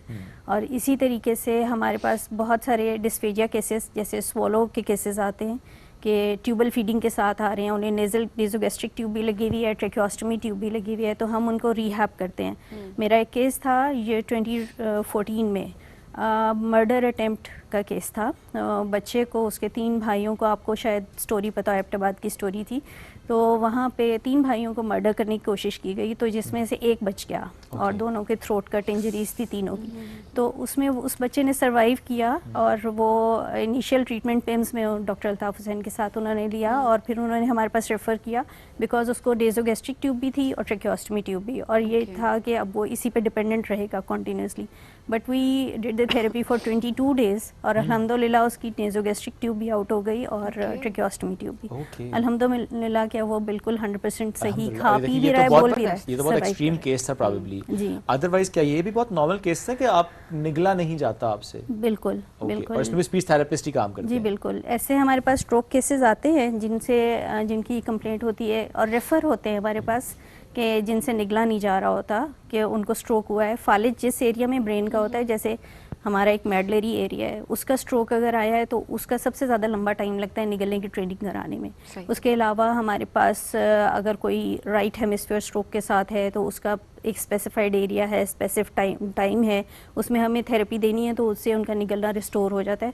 और लिटरली जो लोग 2-2, 3-3, 4-4 महीने के बाद खाते हैं तो वो इतनी दुआएं देते हैं कि बहुत तकलीफ झेली होती है। हाँ जी। और जब स्ट्रोक की बात की, ये भी हमने बहुत कॉमन देखा है हमारे बुजुर्गों में स्पेशली, अदरवाइज भी किसी भी एज में ये तो हो सकता है कि स्ट्रोक के बाद स्पीच का चले जाना या डिलेड स्पीच या स्लो आप बोल रहे होते हैं। जी जी। How long does it take to recover? It all depends upon the type of the cause, जो उसकी टियोलॉजी है उसके ऊपर डिपेंड करता है। समटाइम्स ऐसा भी होता है कि कुछ चीज़ों में रिकवरी नहीं हो सकती तो हमें उन्हें रिकमेंड, जैसे मोटर न्यूरॉन डिजीज़ के केसेस होते हैं उसमें हमें रिकमेंड करना पड़ता है कि आप ट्यूबल फीडिंग पे जाएं फॉर न्यूट्रिशनल एंड हाइड्रेशनल सर्वाइवल, अपनी सर्वाइवल के लिए रिक्वायरमेंट पूरी करने के लिए। लेकिन अदरवाइज जो स्ट्रोक के पेशेंट के पर्सपेक्टिव से बुजुर्गों की बात मैं कर रहा हूँ, क्योंकि नॉर्मली रुझान नहीं है हमारा कि बुजुर्गों को स्ट्रोक के बाद अगर स्पीच थेरेपी की जरूरत हम लेकर जाएं, हम कहते हैं बस ठीक है, उम्र होगी है। अक्सर यही होता है कि अब एजिंग की तरफ है तो यही होना है। हमने खुद देखा है ऐसे लोग घरों में रखे हुए होते हैं और उनका ट्रीटमेंट नहीं हो रहा होता। इसके लिए हम लोग कोशिश कर रहे हैं कि हम ऑनलाइन भी थेरेपीज प्रोवाइड करें फैमिलीज को ट्रेन करके, और कुछ लोग तो खुद अप्रोच करते हैं तो उनको हम प्रोवाइड करते हैं। लेकिन इसके अलावा हम स्ट्रोक के बाद जो स्पीच डिसऑर्डर, लैंग्वेज डिसऑर्डर आता है, उसके लिए हम कुछ ऐप्स भी डेवलप करने की कोशिश कर रहे हैं। ये बड़ी अच्छी बात है, बिकॉज अभी भी हम देखते हैं प्राइवेट सेटअप में स्पेशली कि आपने अगर फॉर एग्जांपल वीक में 3 डेज बच्चे को या किसी को भी लेकर जाना है तो ज़ाहिर है साथ कोई ना कोई जाएगा, फिर अब आप देखिए पूरी फैमिली लाइफ भी थोड़ी डिस्टर्ब हो जाती है कि एक को थेरेपी की रिक्वायरमेंट है, कोई ना कोई साथ जाएगा, कोई ना कोई छोड़ने जाएगा, कोई ना कोई पिक करने जाएगा, तो पूरा आपका टाइम उसमें लग जाता है। ऑनलाइन थेरेपी की तरफ इसलिए भी नहीं आ रहे होते लोग कि वो कहते हैं शायद वो उतनी इफेक्टिव नहीं है क्योंकि क्लिनिक में मौजूद नहीं है और शायद डॉक्टर उस तरह से कनेक्ट नहीं कर सके या फिर पेशेंट डॉक्टर के साथ उस तरह से कनेक्ट ना कर सके। होता है, थोड़ा सा टाइम ज़्यादा लगता है, लेकिन मैंने ऑनलाइन थेरेपी के साथ दुबई तक, कश्मीर तक भी पेशेंट्स डील किए हैं। अभी भी आप जो कर रही हैं online therapy as a personal therapist के तौर पे करेंगी या NIRM? It all depends. कभी हमारे पास NIRM में रेफ़र होता है, अगर हम नहीं कर पाते तो हम उनके साथ डायरेक्ट लाइजॉन में आ जाते हैं, और अगर कोई प्राइवेट क्लिनिक के थ्रू आता है तो फिर वो प्राइवेटली करते हैं। ओके, सो ऐसे में जो वॉक इन कोई भी आए आपके पास NIRM में और कहे जी असेसमेंट एंड देन थेरेपी, सो पूरा एक स्मूथ प्रोसेस है? जी जी जी अल्हम्दुलिल्लाह। कोई टाइमिंग्स अगर आप शेयर करना चाहें कि अच्छा इस दिन इतने से इतने बजे ओपीडी होती है, उसमें हम रजिस्टर कर लेते हैं और फिर हमारा शेड्यूल सामने आ जाता है कि इस दिन इतने बजे आपने थेरेपी के लिए आना है? हमारी ओपीडी डेली होती है ओके। और 2 दिन हमारे स्पेसिफाइड है जिसमें हम फॉलोअप्स पेशेंट्स रखते हैं। उसके अलावा हम लोग ट्रेनिंग भी कर रहे हैं स्पीच थेरेपिस्ट की, और पूरे पाकिस्तान में हमारे स्पीच थेरेपिस्ट काम कर रहे हैं अल्हम्दुलिल्लाह। और दे आर वेरी स्किल्ड और दे आर वेरी लर्नड, क्योंकि वहाँ पे सारे प्रोफेशनल्स जो हैं बहुत एक्सपीरियंस्ड हैं जो पढ़ाते हैं उनको, और पूरी टीम पढ़ाती है सारे स्पेशलिस्ट की। और उसके अलावा जो है 8 से 2 बजे का टाइम होता है हमारा, उसके बीच में आपको कोशिश करनी है कि 12 बजे तक आ जाएं, क्योंकि अगर हमें एक तो ये कि हमारी ओपीडी स्लिप बनती है, और दूसरा डिफरेंट डिपार्टमेंट्स में अगर रेफ़र करना पड़ रहा है हमें तो उसके लिए हमें इट टेक्स टाइम। हाँ जी। अगर सब एक मामला और भी है ना कि private setup and government setup, वो राय होती है हमारी कि अच्छा पैसे लग रहे हैं कहीं पे तो वो ठीक होगा, गवर्नमेंट सेटअप है तो पता नहीं थेरेपिस्ट होगा नहीं होगा, तो आपकी क्या राय है, क्योंकि आप तो खुद सेटअप के साथ कई सालों से हैं मुंसलिक? जी जी बिल्कुल, ये राय ज़रूर है, लेकिन अल्हम्दुलिल्लाह जहाँ पे हम काम कर रहे हैं वहाँ पे सब लोग बहुत ज़्यादा ईमानदारी और दिल और दिमाग से काम करते हैं, तो अल्हम्दुलिल्लाह बहुत अच्छे रिजल्ट्स हैं, अल्लाह का शुक्र है। और पैसा प्राइवेट सेक्टर में तो बहुत एक्सपेंसिव है, स्पीच थेरेपी या कोई भी रिहेबिलिटेटिव ट्रीटमेंट जो है वो काफ़ी एक्सपेंसिव होता है, लेकिन हमारे NIRM में सब लोग अच्छा, आपको स्मूथ एक तो सिस्टम है, ओपीडी स्लिप बनवानी है आपने, पेशेंट को चेक कराने हैं अपने डिपार्टमेंट में, उसके बाद वो खुद ब खुद हम रेफ़र कर देते हैं। Okay, but influx for sure ज़्यादा होगा। इन्फ्लक्स पेशेंट्स का बहुत ज़्यादा है, उसकी वजह से हमारे पास स्पेस की और टाइम की वजह से थोड़ा सा मैनेजमेंट डिफ़िकल्टीज़ आती हैं, जिसकी वजह से हम लोगों को खुद भी काफ़ी प्रॉब्लम होती है, पेशेंट्स को भी प्रॉब्लम होती है। और बाकी ये कि जहाँ तक मेहनत करने का ताल्लुक है तो हम सब लोग ऐसे शोबे में हैं कि मेरा नहीं ख्याल कि कोई भी उसको इतनी डिफिकल्ट कंडीशन में किसी भी पेरेंट्स को या किसी भी पर्सन को देखने के बाद कोई उसके साथ काम ना करे। और फिर जो सक्सेस स्टोरीज हैं वो इसी वजह से कि मेहनत हुई है उन पे। एग्जैक्टली, और इसमें हम अपने डॉक्टर्स को बहुत ज़्यादा इस वक्त we are so thankful to them, because वाकई हम देख रहे होते हैं अक्सर के पब्लिक सेटअप में रश ज़्यादा होता है, और वो जिम्मेदारी होती है, वो नेचुरली लोग आएंगे उस तरफ, बिकॉज हर कोई प्राइवेट इलाज नहीं अफोर्ड कर पा रहा। और उसमें भी सभी डॉक्टर्स के साथ साथ मैं ज़रूर कहूँगा कि बिलखुसूस अगर हम थेरेपिस्ट की बात करें ना, यहाँ पे देखें बहुत पेशेंट्स का काम है, ऐसे लोगों के साथ काम करना, बच्चों के साथ, बुजुर्गों के साथ, it takes lots and lots of patience. और माशाल्लाह जिस तरीके से वो लोग काम कर रहे होते हैं, जो डॉक्टर साहब ने आगाज़ में भी कहा ना कि किसी पे डिपेंडेंट होने के बजाय आप इंडिपेंडेंट होते हैं, आप करामत शहरी होते हैं, ये बड़ा ज़रूरी है। उसके लिए वाकई बहुत बहुत ज़्यादा एफर्ट थेरेपिस्ट की तो है, पर यहाँ में ज़रूर एक्नॉलेज करना है उनकी फैमिली को भी, जो उसको अंडरस्टैंड करते हैं, अपना रोल प्ले करते हैं, चूँकि only therapist can't do that, वो पूरा एक सिस्टम डेवलप हो जाता है आपके आसपास, आपकी फैमिली, आपके आसपास के लोग पे मिलकर उसको हम लेकर चल रहे होते हैं। डॉक्टर साहब thank you so much for joining us today, और हम किसी दिन बल्कि और भी कुछ मौज़ूआत पे बात करेंगे जो कि NIRM के अंदर उन्होंने और डिपार्टमेंट्स की बात की, अदरवाइज़ भी हम कुछ कंडीशंस की बात भी कर रहे होते हैं कि चाहे ऑटिज़म या डाउन सिंड्रोम या और बहुत से कंडीशंस के उसमें अर्ली इंटरवेंशन कितनी इंपॉर्टेंट है और उसमें किस तरह से थेरेपी का काम होता है, कितनी उसकी सक्सेस स्टोरीज हैं, will be talking about that. बल्कि हम कोशिश करेंगे, डॉक्टर साहब से रिक्वेस्ट करेंगे किसी दिन ऐसा कुछ सक्सेस स्टोरी साथ भी लेकर आए हमारे साथ, हम उनसे बात करें, डॉक्टर साहब बता भी पाएंगे पहले कितना फ़र्क था और अब कितना फ़र्क है, just to let you know कि therapy is important if you need it. हम लेंगे ब्रेक, वापस आएंगे, स्टे विद अस।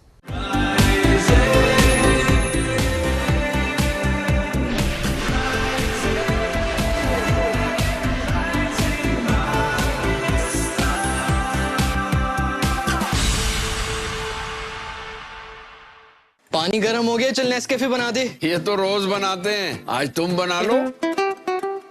एक मग में एक सैशे डलता है। एक मग में एक सैशे डलता है। पहले गर्म पानी, फिर दूध और चीनी। गुड यार। हाँ काफी इजी था। बाद में मग धोना भी सिखाएंगे। पहले साबुन फिर स्पंज।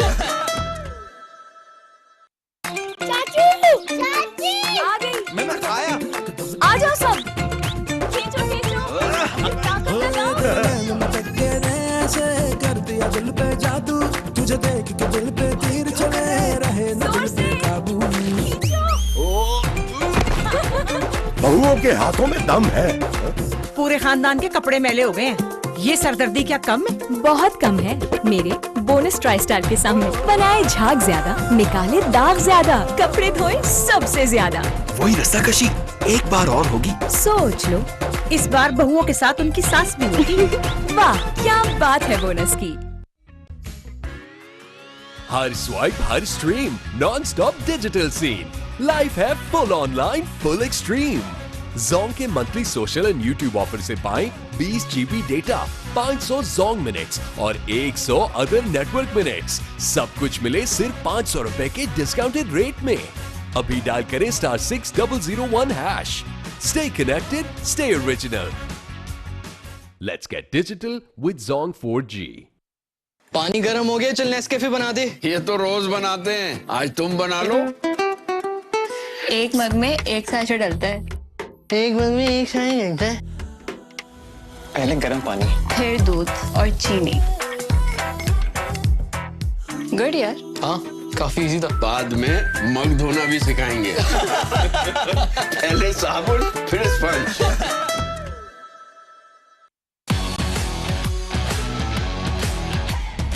सितारा तो है मगर थोड़ी धूल हटाने की देर। फिर देखो कैसे चमकता है। अंदाज तो बहुत अच्छा है, तो दिखा दो दुनिया को। जीत लो सबके दिल। बता दो दुनिया को सुर की ताकत। देखा, आई दिल से आवाज।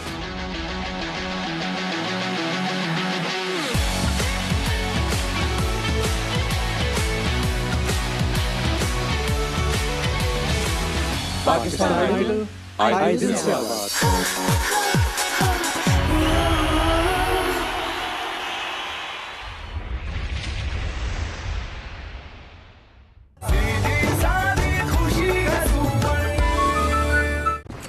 अहमद बेटा चलो उठ जाओ। मम्मा। हाँ दांत में बहुत दर्द है। कैविटी कैविटी है क्या? मैं स्कूल कैसे जाऊंगा? आज फिर स्कूल छोड़ो। ओके मम्मा। तुम ना एक्टिंग स्कूल जाओ, अच्छी कर लेते हो ड्रामेबाज। हर माँ जानती है कि कोलगेट मैक्सिमम कैविटी प्रोटेक्शन का फ्लोराइड और कैल्शियम बूस्ट दे पूरे 24 घंटे तक कैविटी से हिफाजत। 24 घंटे तो कैविटीज का कोई चांस ही नहीं। Colgate maximum cavity protection. Agro urea और जबरदस्त यूरिया से जीतो नई नवेली गाड़ी। अपना कूपन कोड, नाम, शहर और शनाख्ती कार्ड नंबर 9986 पर SMS करें। जितनी ज्यादा बोरियां उतना ज्यादा जीतने का मौका। तुम ये कुरकुरे क्यों खाती हो? अब मैं इसको कैसे बताऊं कि कुरकुरे का कॉर्न से बना क्रंची यम्मी कड़ाका मेरे मेडुला ऑब्लोंगाटा को कराता है सैर सपाटा। हर बार कुरकुरे खाते साथ ही टेस्ट बड्स मेरे हो जाते हैं क्रेजी।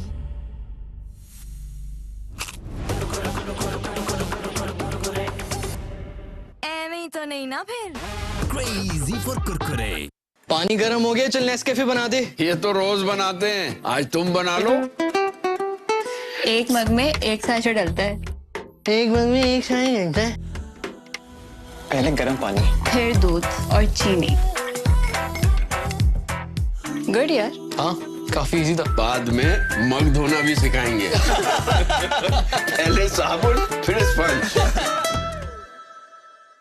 जोंग के monthly social and YouTube offer से पाएं 20 GB डेटा, 500 जोंग मिनट्स और 100 अदर नेटवर्क मिनट्स। सब कुछ मिले सिर्फ 500 रुपए के डिस्काउंटेड रेट में।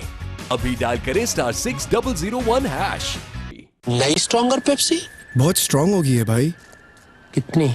सोचो, पेप्सी तुम्हारे हाथ में है। जब सोच के इतनी फील आ गई तो पी के तो न्यू स्ट्रॉन्गर पेप्सी खुद ट्राई करके देखो।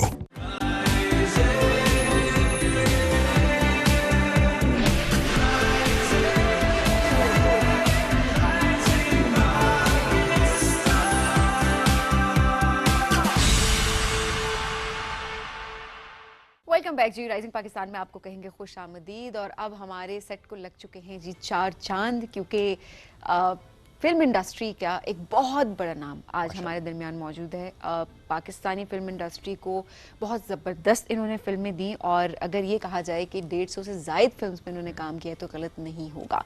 1971 में फिल्म आंसू से इन्होंने अपने फिल्मी करियर का आगाज़ किया, और उसके बाद जनाब शुएब सुपर हिट फिल्म्स इन्होंने पाकिस्तान को दी। एब्सोल्युटली। आप अच्छा देखें, कुछ अदाकार ऐसे, कुछ नहीं ज़्यादातर अदाकार ऐसे होते हैं कि देखें मूवी एक प्रोसेस होता है, उसमें वो कास्ट हो रहे होते हैं, but he is one of those artist मैं कहूँगा कि इंटरनेशनल लेवल पे भी, कि जिनको देखते हुए, जिनको समझते हुए, जिनकी पर्सनालिटी को, जिनकी ज़िंदगी को समझते हुए उन पे भी मूवी बनी हुई है। यानी उन पे मूवी से मुराद ये कि एक मूवी ऐसी है प्यासा जो कि उनको डेडिकेट कर दी गई कि इसलिए मूवी बनने जो कि आपके लिए बनानी है। तो वो कहानी भी आज आपके सामने दोबारा रखेंगे, कुछ शोज पे उन्होंने इस पर बात की है, आज भी हम इससे मुतालिक बात करेंगे। We have with us wonderful, talented, उनकी आंखों में जो एक चमक है और उनकी आंखों में जो एक कहना चाहिए ना, उससे जो कन्वे करते हैं बहुत सी बातें, दैट्स अमेजिंग।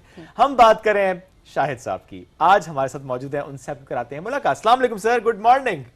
वालेकुम सलाम, बहुत बहुत शुक्रिया सर, आपके आने का शुक्रिया। कितनी बार ऐसा हुआ कि किसी ने आपको कहा कि आपकी आंखें बहुत प्यारी हैं? बहुत सारी हीरोइनों ने कहा मुझे, बहुत सारे लोगों ने कहा, और आपने तारुफ भी मेरा ऐसे ही कराया। I am thankful and grateful to you. Allah आपको सलामत रखे सर, बहुत शुक्रिया। चूंकि ज़ाहिर है इतना तवील अरसा आपने फिल्म इंडस्ट्री के साथ काम भी किया, पर पहले वह सवाल ये कि आजकल क्या मसरूफियात हैं, क्या चल रहा है? आजकल मैंने एक फिल्म की है घायल के नाम से। ओके, घायल। तो इंशाल्लाह वो रिलीज़ होगी, और एक मैं सीरियल कर रहा हूँ जिसकी प्रोड्यूसर डायरेक्टर संगीता है। ओके। बुल्ले शाह के साथ। ओके। तो hopefully it will be releasing next year. Serial है, इट्स अबाउट 25 एपिसोड, तो थोड़ा सा लेट है वो, लेकिन इंशाल्लाह ताला। इंशाल्लाह। जी जी। तो चले, स्क्रीन पे वैसे ही लोग देख के खुश होते हैं, और जाहिर सी बात है वैसे लेजेंड्स जिन्होंने इंडस्ट्री को बनाने में अपना बहुत ज़्यादा किरदार अदा किया हो, तो ऑब्वियसली उनकी जानदार अदाकारी भी जब देख रहे होते हैं तो लोग उससे बड़ा महसूस भी हो रहे होते हैं। सर, एक आपकी नज़र में एक अच्छा एक्टर, उसकी डेफिनेशन क्या है? कौन है एक अच्छा एक्टर? आई थिंक एक अच्छा आर्टिस्ट वो होता है जिसमें कॉन्फिडेंस बड़ा हो। बेसिक थिंग जो है वो टू बी एक अच्छा कॉन्फिडेंस हो उसमें, और वो क्योंकि हमारे यहाँ पे कोई इंस्टीट्यूट है नहीं, इंस्टीट्यूशन तो कोई है नहीं, ख़ास तौर पे जैसे और मुल्कों के अंदर हैं। तो हमारे यहाँ तो सिर्फ यही है कि आप टीवी से आ जाएं या इधर से आ जाएं, लेकिन सिंपली जो है वो आपको एक नेचुरल एक्टिंग करनी चाहिए।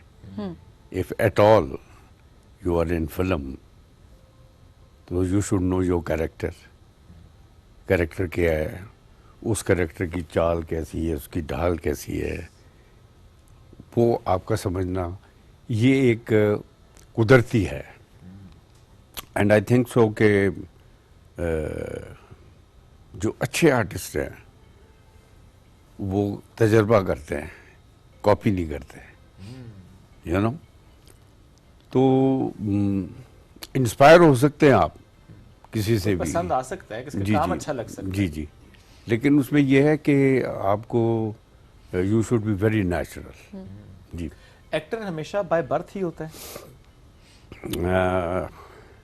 आई थिंक सो। बाय बर्थ फिर आदमी को मेहनत तो करनी पड़ती है, तो करनी पड़ती है, यू हैव टू, पॉलिश तो करना पड़ता है। हाँ जी, स्टार्ट तो फिर ऐसे ही है ना, बिल्कुल, कि आप थोड़ा सा कंफ्यूजन में होते हैं, फिर जैसे जैसे आप काम करते हैं तो आपको कॉन्फिडेंस क्रिएट होता है। लेकिन आर्टिस्ट जो है वो पहले शॉर्ट से आर्टिस्ट होता है, चाहे उसकी फिल्म फेल हो या ना हो, या ना हो। फिल्म आंसू और फिर फिल्म तहजीब, कितना फर्क है कि पहली फिल्म और फिर जब तहजीब आपने की, तहजीब के बाद से I think if I am not wrong, तहजीब के बाद आपकी जो इस करियर है ना उसका एक नया एज मिला। मेरी पहली फिल्म जो थी वो एक रात थी। ओके। In fact okay. तो वो एक रात तो बंद हो गई, तो आंसू मुझे मिल गई। ओके। ओके। तो जब आंसू मिली तो उस वक्त मैं ज़रा नेगेटिव रोल में था। ठीक है। मैं नदीम साहब का बड़ा भाई बना हुआ हूँ। सो मुझे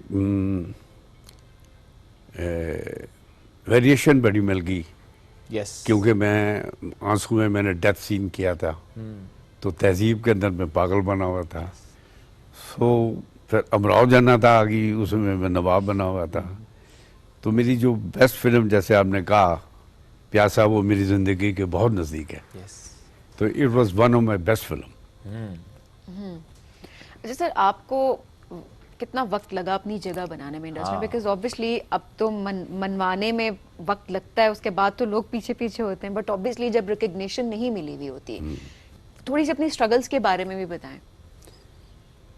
मेरी स्ट्रगल बहुत कम है इनफैक्ट, लेकिन फिल्म रिलीज होने के बाद बहुत स्ट्रगल है। ये कैसे? चूंकि आपको पब्लिक जो है ना पहली फिल्म में एक्सक्यूज कर देती है, लेकिन उसके बाद आपको एक्सक्यूज नहीं देती। फिर अकाउंटेबिलिटी बहुत ज्यादा हाँ, फिर बहुत आपकी रिस्पॉन्सिबिलिटी हो जाती है।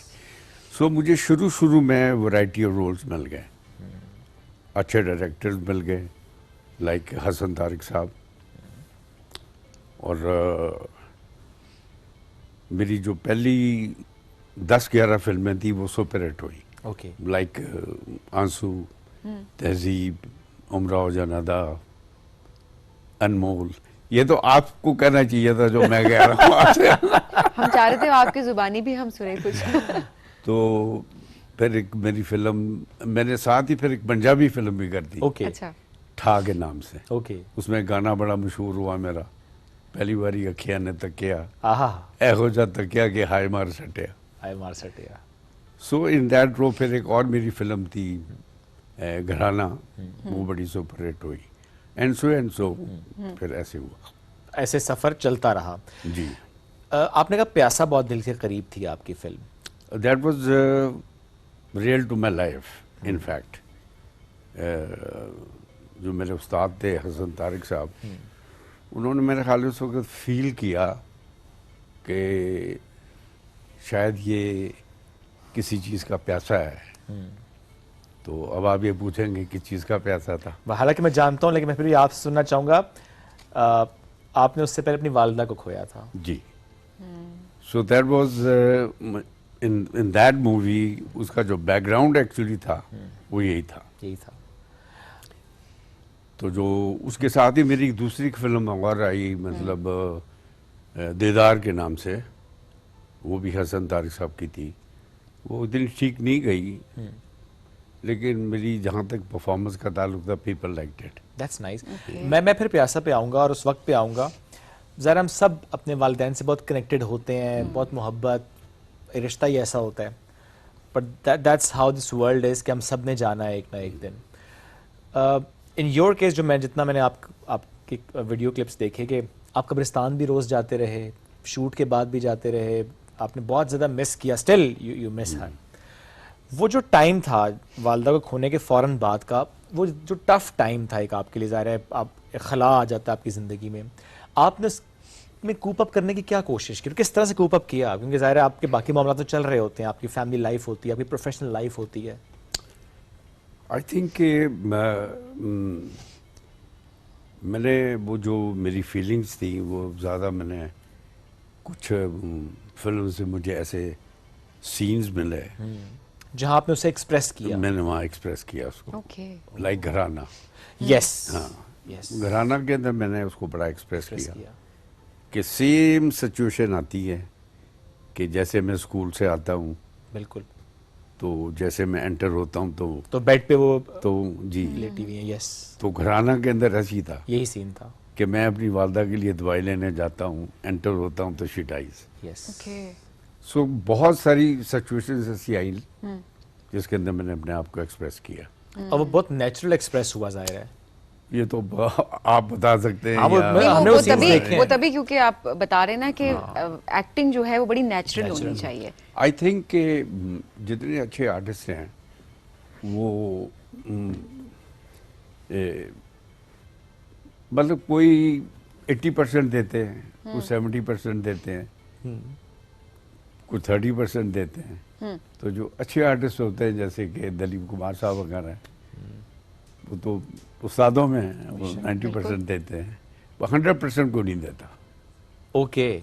Yes. The maximum you think is 80-90%। या मतलब 100% कोई सीन्स होते हैं ऐसे एवरेज, यू नो। तो उसमें आपका जो एक्सपीरियंस है आप गेन करते हैं। जैसे कि जब मैं पागल बना तो मैं 3-4 दिन पागल खाने गया, आप ऑब्जर्व मैंने किया उसको ऑब्जर्व किया कि कैसे मुझे करना है, कैसे करना है। सो आई थिंक ऑब्जर्वेशन बड़ी जरूरी है। और हर कैरेक्टर में ढलने के लिए जरूरी है। ऑफ कोर्स एवरी लाइन जो आप एक लाइन बोल रहे हैं, हर लाइन आपके लिए नहीं है। एवरी लाइन जो आर थ्रोइंग डाउन वो तो आपके लिए नहीं है। और एक नया अंदाज जाहिर है अपने ऊपर तारी करना है और उसके बाद आपने परफॉर्म। तो मेरा ख्याल है वो अब पहले के एक्टर अब के एक्टर्स में बड़ा फर्क भी है, बिकॉज ऑब्वियसली दौर भी बदल गया है और अब शायद ऑडियंस भी चेंज हो गई है। सर नहीं, दौर कभी नहीं बदला। आप अच्छी चीज देंगे तो लोग जरूर देखेंगे आपको। और हमारे यहाँ बड़े अच्छे आर्टिस्ट हैं, जितने नए आर्टिस्ट अब आ रहे हैं या हैं अभी, they are doing very well. अभी जो नए आर्टिस्ट हैं उसमें से किसका काम बहुत ज्यादा पसंद आता है आपको?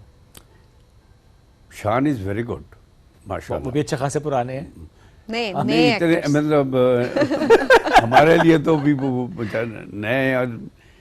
नए से मुराद ये है कि हुमायूं सईद बहुत अच्छा काम कर रहा है और दूसरे माशाल्लाह बड़े अच्छे काम कर रहे हैं। लेकिन आपको अप्रिसिएशन जब मिलती है तो आप में कुछ क्वालिटी तो होती है ना। बिल्कुल। अदरवाइज तो आपको पता है लोग जो हैं फिर क्या करते हैं आपके साथ। और अब तो सर सोशल मीडिया का दौर भी है, तो अकाउंटेबिलिटी तो अब आपको कहीं और जाना नहीं पड़ता। आप तो हर कमेंट हर शख्स एक क्रिटिक है, सो ऑब्वियसली उसको आपको। लेकिन हमारे जमाने में तो अखबार वालों ने काफी उछाला में उस जमाने के।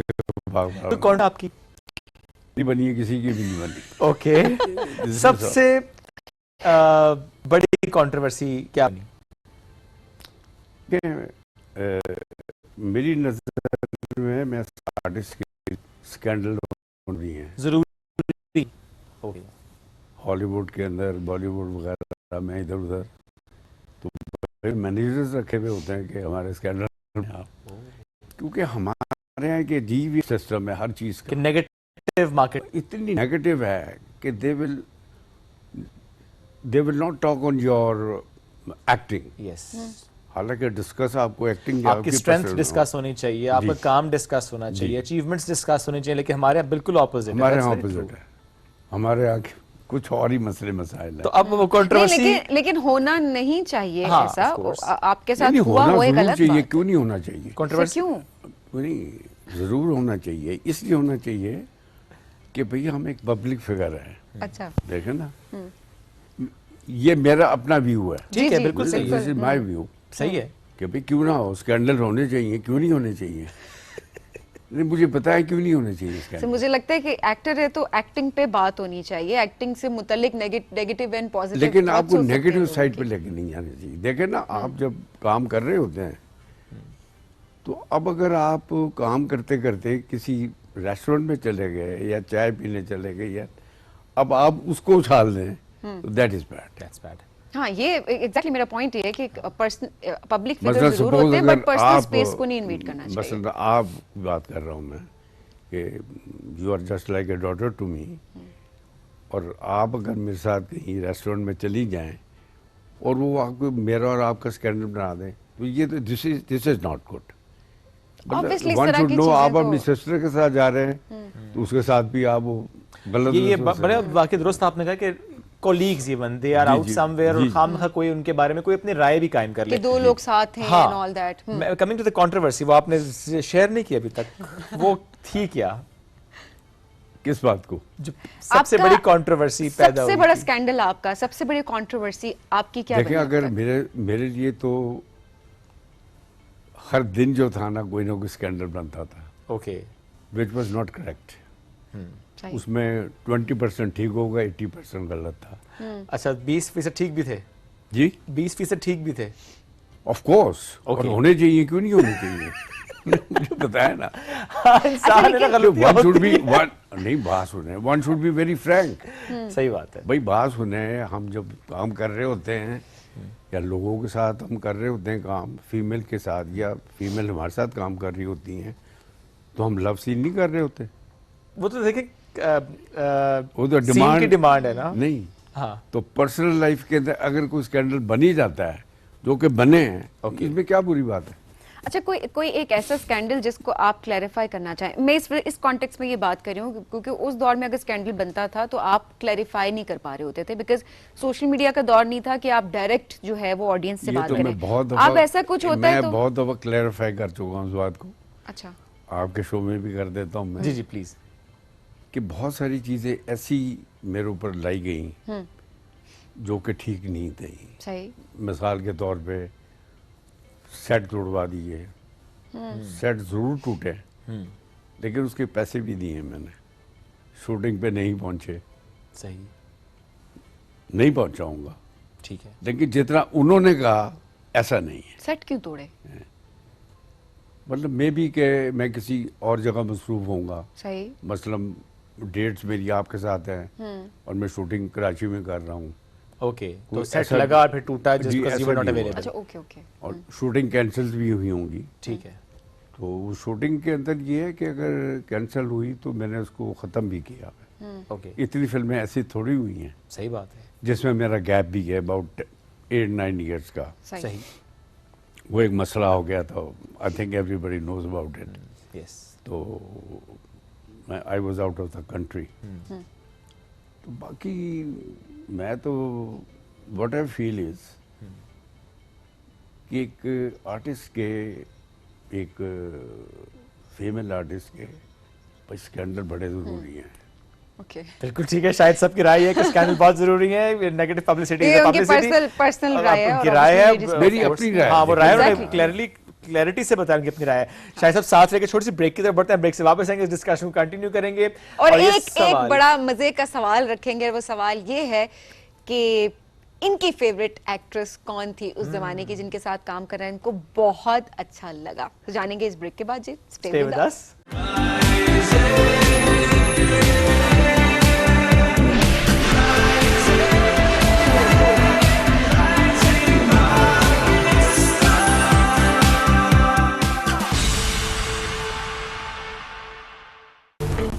पाकिस्तानी खाने ज़बान पे लगे तो छूटते नहीं हैं, और अगर कपड़ों पे लगे तो वो कोरमे को आउट ऑफ साइट कर दे, कढ़ाई से भी फाइट कर लेगा। कौन? ब्राइट, क्योंकि नए ब्राइट का बेस्ट एवर फॉर्मूला गहराई से दाग निकाले।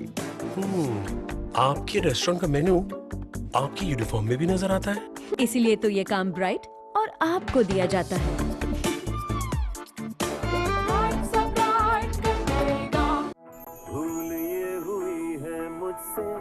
थोड़ा सा कुछ दिल में रह गया। क्या करो?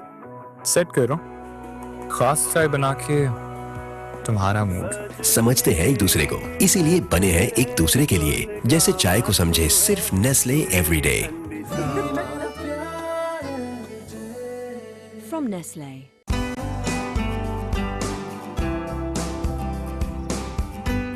रोज एक नई सुबह, नए चेहरों, नए अंदाज के साथ।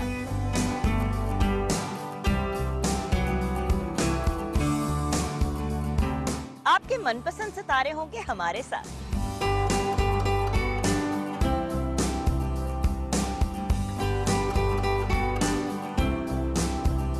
ढेरों खुशियों के साथ करेंगे हल्ला गुल्ला, मस्ती और मजाक। मेरी होगी आपसे एक बार फिर मुलाकात, आपके मेरे पीटीवी होम पर।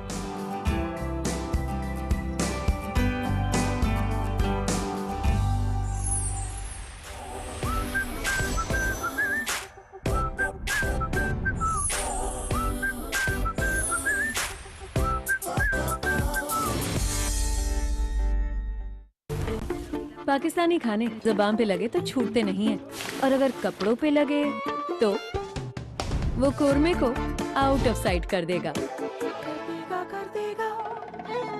कढ़ाई से भी फाइट कर लेगा। कौन? ब्राइट, क्योंकि नए ब्राइट का बेस्ट एवर फॉर्मूला गहराई से दाग निकाले। आपके रेस्टोरेंट का मेन्यू आपकी यूनिफॉर्म में भी नजर आता है, इसीलिए तो ये काम ब्राइट और आपको दिया जाता है। पानी गर्म हो गया, चल नेस्कैफे बना दे। ये तो रोज बनाते हैं, आज तुम बना लो। एक मग में एक सैशे डलता है। एक मग मी एक चाय घ्यायचा है पहले गर्म पानी, फिर दूध और चीनी। गुड यार। हाँ काफी इजी था। बाद में मग धोना भी सिखाएंगे। पहले साबुन फिर स्पंज। एंग्रो यूरिया और जबरदस्त यूरिया से जीतो नई नवेली गाड़ी। अपना कूपन कोड नाम शहर और शनाख्ती कार्ड नंबर 9986 पर एसएमएस करें। जितनी ज्यादा बोरियां उतना ज्यादा जीतने का मौका। नई स्ट्रॉन्गर पेप्सी बहुत स्ट्रांग हो गई है भाई। कितनी? सोचो, पेप्सी तुम्हारे हाथ में है। जब सोच के इतनी फील आ गई तो पी के तो न्यू स्ट्रॉन्गर पेप्सी खुद ट्राई करके देखो।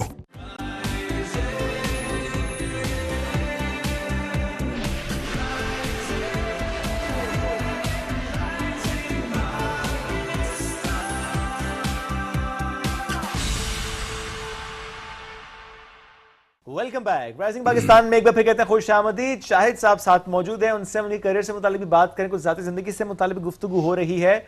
और जो ब्रेक पर जाने से पहले सबीन ने कहा था कि सवाल रखेंगे उनके सामने कि सबसे ज़्यादा मज़ा किस अदाकारा के साथ काम करने में आया। तो इसी सवाल से इस डिस्कशन को करते हैं कंटिन्यू। यूँ तो बहुत से नाम जहन में आ रहे होंगे, लेकिन नाम एक लेना है। किस अदाकारा के साथ काम करके सबसे ज़्यादा अच्छा लगा? मुझे ऐसा महसूस हो रहा कि आप लड़वाना चाह रहे हैं मुझे। नहीं नहीं, इस उम्र में सर हमने क्या किसी को लड़वाना है। मुझे फीलिंग ऐसी है नहीं, भाई, नहीं, मेरे लिए तो सारी फीमेल आर्टिस्ट एक जैसी थी। ओके, लेकिन सब में एक नजर आती थी। आप नहीं, वो सीन तो डिफरेंट होते थे, फिल्म भी डिफरेंट होती थी।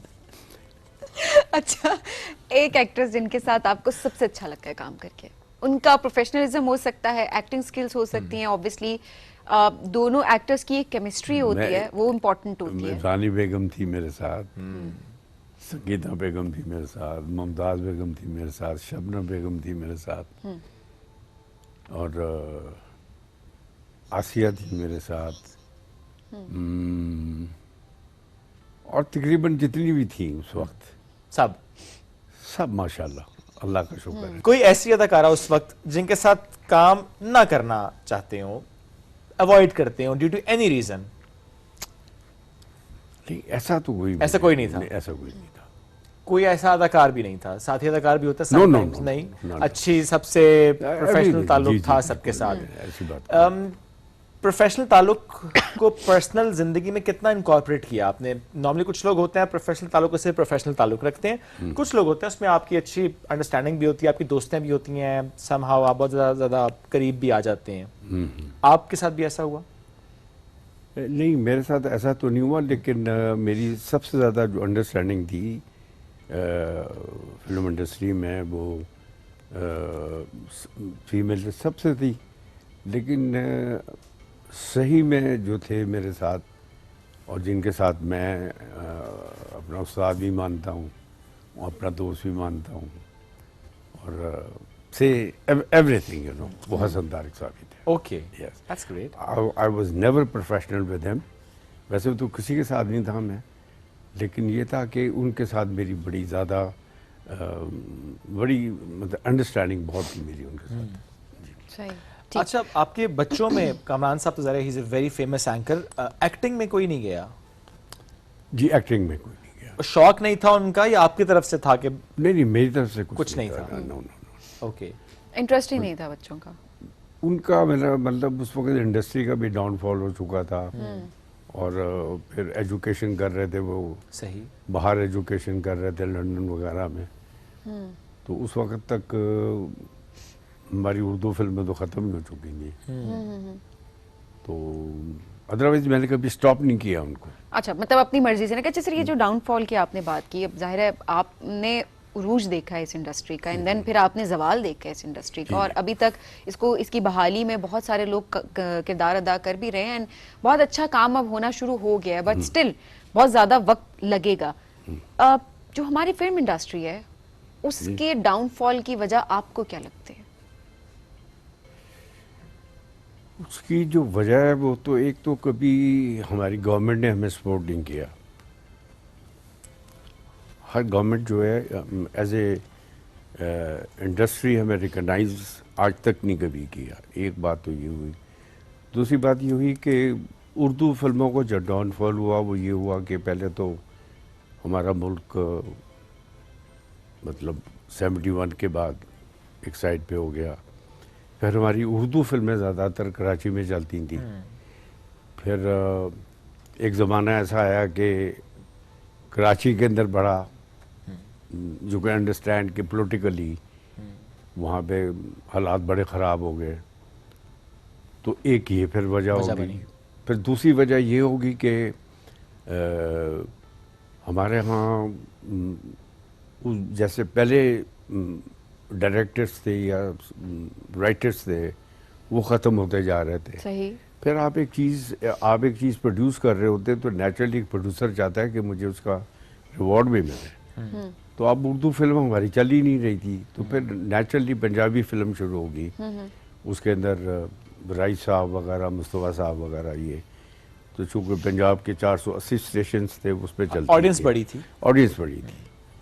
तो this was the biggest reason. सही जी। लेकिन आजकल भी जो फिल्में अगर अच्छी फिल्म बनाएंगे तो ज़रूर चलेगी।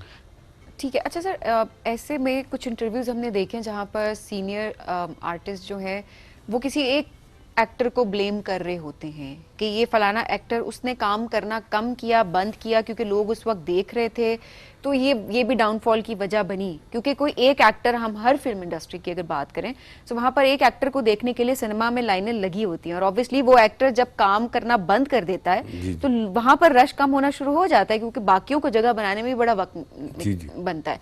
ये एक पर्सपेक्टिव है जो रखा जाता है। आप कितना इससे एग्री करते हैं? मैं शान साहब के पर्सपेक्टिव से बात करूं, क्योंकि उन पर काफी मरतबा ऐसा इस पर तनकीद की गई है, और बहुत सारे लोग ये कहते हैं कि ठीक है उन्होंने नहीं किया, उनकी मर्जी थी, उन्होंने नहीं किया, बाकी लोग आके कर लेते। आपका क्या पर्सपेक्टिव है इस हवाले से? मेरा ख्याल है कि अगर उन्होंने काम नहीं किया you should not blame him, क्योंकि उनको एक जैसे रोल मिल रहे थे। आर्टिस्ट का कसूर कभी नहीं होता। देखे ना, आप जैसा रोल देंगे वो वैसे करेगा। तो मे बी उन्होंने ये सोचा हो कि मैं बहुत ज़्यादा इसमें वो हो रहा हूँ, मे बी इस वजह से हो। Otherwise he is a very fine artist, he is. तो ऐसा मेरा ख्याल है नहीं है, ऐसा लोगों को। शायद इसकी वजह ये भी है कि वो तनकीद वाला एलिमेंट अपनी जगह हम अक्सर दूसरे को सुनते भी नहीं है कि रीजन क्या थी। एग्जैक्टली। भाई तनकीद तो बड़ा जरूरी है, क्यों नहीं होनी चाहिए? बिल्कुल होनी चाहिए। मतलब वी आर पब्लिक फिगर। उनको और अगर वो तारीफ कर रहे हैं, पसंद कर रहे हैं, तो उनको ये हक है कि किसी बात पे क्रिटिसाइज भी कर सकते हैं। कई हमारी फिल्में ऐसे जो नहीं चली। यस। मैंने एक फिल्म में 5 रोल करे हुए हैं, वो फिल्म नहीं चली, उसमें एक कैरेक्टर चल गया, 3 कैरेक्टर नहीं चले। तो बहुत सारे लोगों ने बहुत सारी बातें की, तो ये भी बर्दाश्त करना चाहिए ना, ये बड़ा ज़रूरी है। अच्छा, ये इंपॉर्टेंट पॉइंट हमें रेस किया, बिकॉज अभी हम ये देखते हैं कि अगर किसी पे तनकीद करो या किसी के काम पे भी तनकीद करो तो थोड़ा सा नेगेटिविटी आ जाती है वहाँ से। हालांकि वही आपकी ऑडियंस है, वो आपको पसंद भी करते हैं, उन्होंने आपको बनाया भी है और उन्होंने आपको अप्रिशिएट भी किया है। अगर कोई काम पसंद नहीं आया, हाँ, there is always decent way of communicating things, ये हम हमेशा बात कर रहे होते हैं। बट अगर किसी ने क्रिटिसाइज किया तो आपने बड़ा अच्छा कहा कि लेट देम डू इट। जी, वो तो होगा, बिल्कुल करना चाहिए, बिल्कुल ऐसा ही है। सर, इंडस्ट्री में एंट्री, बहुत से लोगों की ख्वाहिश होती है, वो समझते हैं कि हम बड़े अच्छे अदाकार हैं या बन सकते हैं, या हमें एक मौका मिले तो we can do something very good. मौका नहीं उनको मिल रहा तो वो फिर क्रिटिसाइज करते, नहीं जी वो फलाने का तो ना वो रिश्तेदार था तो उसका तो ये चक्कर था, वो इसलिए इस तरह से आ गया। बिकॉज हम किसी की भी सक्सेस को नापते हुए उसे क्रिटिसाइज कर देते हैं कि नहीं नहीं वो उस वजह से आ गया था, उसकी मेहनत को नहीं देखते, उसके टैलेंट को नहीं देखते हैं, अंडरमाइन करते हैं। इस बारे में क्या राय है आपकी?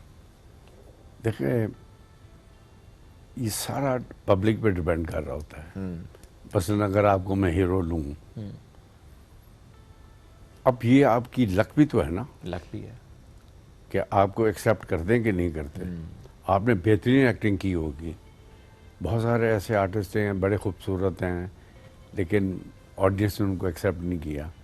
इसमें तो फिर किस्मत की बात है ना। इसमें किसी का मसलन, अब मैं किसी का नाम तो लेना नहीं चाहता। नहीं सर, लेना नाम, इसमें क्या मसला है? नहीं, मसला तो है ना, मेरे लिए मसला है थोड़ा सा। मतलब कई ऐसे आर्टिस्ट हैं। चलिए, मैं इस सवाल को यूं रखता हूं, ऐसा कोई आर्टिस्ट आपके माइंड में आ रहा है जो आपको लगता है कि वो खूबसूरत भी बहुत है, अच्छी पर्सनैलिटी भी है, मेहनत भी करता है, लेकिन उसको वो मकाम नहीं मिला जो मिलना चाहिए था?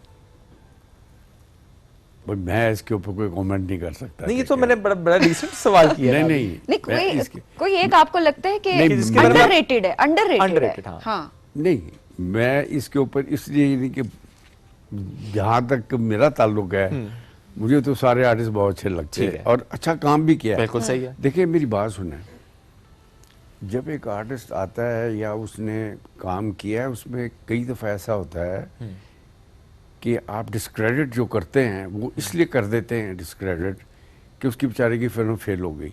अब उसके सामने जो फिल्म लगी वो हिट हुई भी है, वही आर्टिस्ट वही काम कर रहा होता है, वो वही आर्टिस्ट वो दूसरा काम कर रहा होता है। तो आर्टिस्ट अपनी तरफ से अपना आउटपुट बेहतरीन देते हैं। सही बात है। मैं आपको बता चुका हूँ ना कि कई 20% दे देते हैं, कोई 80% 90% भी देते हैं। Very true. तो मेरी नज़र में तो ऐसा कोई अभी तक आर्टिस्ट ऐसा नहीं आया कि जिन्होंने काम किया हो। अब वो चलना ना चलना तो ये उनकी किस्मत भी है। चले बार बार